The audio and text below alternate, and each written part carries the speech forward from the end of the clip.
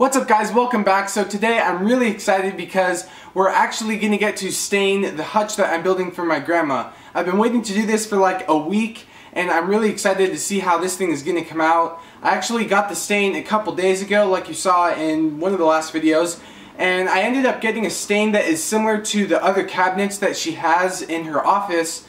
So hopefully it'll look the same and it'll match. What we were looking for was a stain that was somewhat close to the other cabinets. So I'm crossing my fingers and hoping that it's going to be the same. So that's what we're going to be doing today. I don't know if I'm going to actually get to the finishing, but I do know that I'm going to be staining today. So that is what this video is going to be looking like. I hope you guys are enjoying this build. I'm really enjoying this series.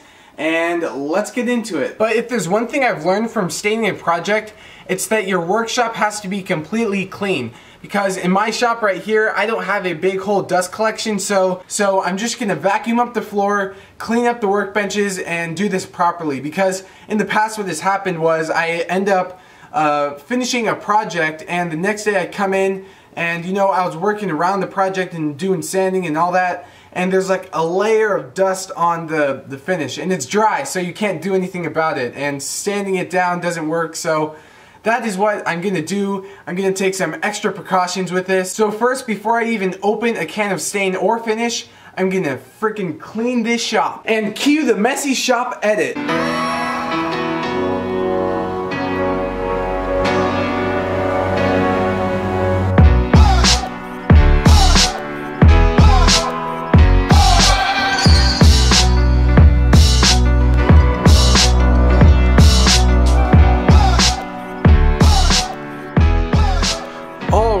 Here we are, clean shop-ish. I lied, I didn't actually vacuum the floor. You know what, in the next couple days I'm going to be out here working again with all of the tools, and it didn't really make sense to do that. But I did clean off this workbench here and this one right here. So I took off the cabinet doors and I took off all the hardware and I put them in that red solo cup over there. So those are ready to go for staining and all that. And then I just elevated up the cabinet right here on a couple scrap pieces, and this way I don't have to put it up onto a workbench. This thing's pretty heavy. I'm out here by myself and I don't really want to try to wrangle that thing up there and break something or dent something. And it'll be easier to film down here too. That's the plan for this. Bust those out really quick and then I'll get to the larger cabinet. But before I get to staining, there's one thing I have to do.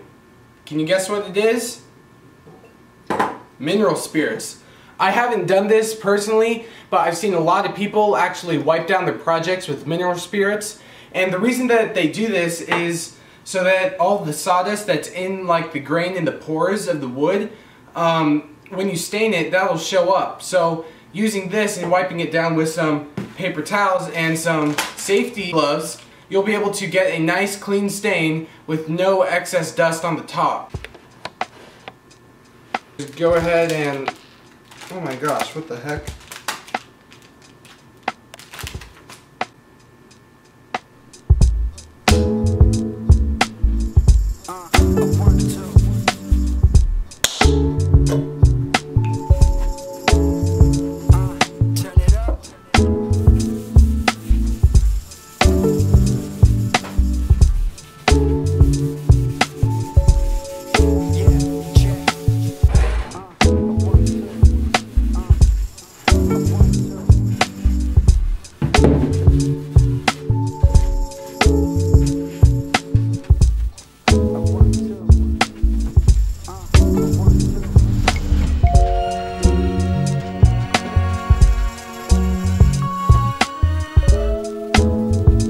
There's a giant black bee in my shop right now.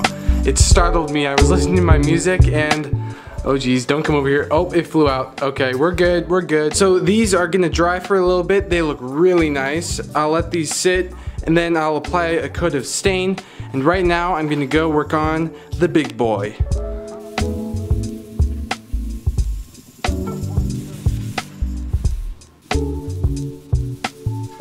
All of the tools, all of the sanding, the planing, and the routering, all of that kind of mushed down the pores, if that makes sense. And what the mineral spirits did was it just wiped all of that clean. And now what we're gonna go ahead and do is put on the finish, not the finish, the stain. Why do I keep saying the finish?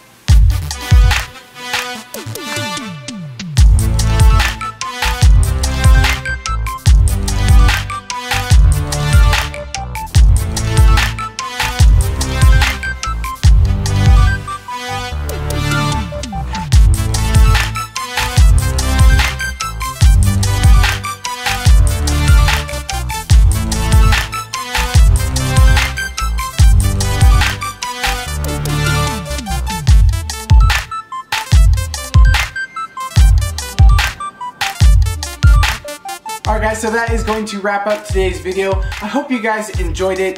The stain came out really nice, and I actually brought home a panel from one of the old cabinets that my grandma had, and I put the panel right next to this cabinet right here, and it matched perfectly. That was one of the things I was worried about, you know, if it was going to be too dark or too light. And as far as the top goes, I might give a couple days doing some other videos and other content before I start on the top. I know we've been doing a lot of videos on this project, and if you guys would like to see some other videos, you know, maybe some other smaller projects in between, I'd be happy to do that. This is kind of like the halfway point, I guess. If you have a project or a video or a tool review, restoration, anything you guys want, leave that down below, and I'm going to read through your comments tonight and tomorrow, and I'll see what I come up with, and maybe we could do one of those. I'd be happy to do that. I think it'd be fun. This summer, like I said, I'm putting out a lot more content, and I hope you guys see that. I want to put out stuff that you guys are obviously going to watch. So if you have a suggestion, leave that down below. That's basically going to be it for this one. A big like would be appreciated. If you haven't subscribed, I'd love to have you if you haven't already. That's basically going to be it for this one, and I will see you guys tomorrow.